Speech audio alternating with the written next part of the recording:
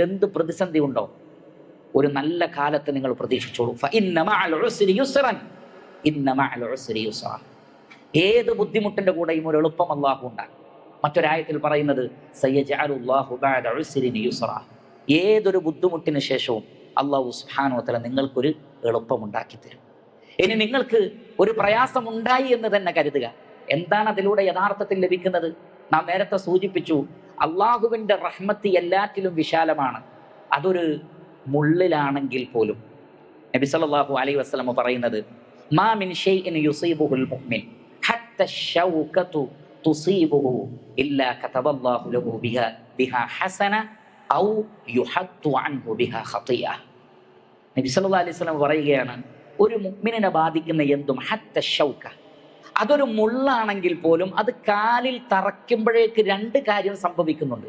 ശരിക്കും ശ്രദ്ധിക്കുക. നമ്മുടെ ശരീരത്തിൽ ഒരു സൂചി അല്ലെങ്കിൽ ഒരു മുള്ള്, ഒരു കല്ല് നമ്മുടെ കാലിന് തട്ടി, എന്താണ് അപ്പോൾ സംഭവിക്കുന്നത്? രണ്ട് കാര്യങ്ങളാണ്. ഒന്ന്, ഒരു ഹസനത്ത് അള്ളാഹു രേഖപ്പെടുത്തും, വൽ ഹസനത്തു ബിഅശ്രി അംസാലിഹ. മറ്റൊന്ന്, അവർ ചെയ്ത ഒരു പാപം പൊറുക്കപ്പെടുകയും ചെയ്യും. ഒരു സൂചി കുത്തുമ്പോൾ പോലും നമ്മുടെ ഒരു പാപം പൊറുക്കപ്പെടുന്നുണ്ട്. റഹ്മാനായ റബ്ബിന്റെ റഹ്മത്താണത്.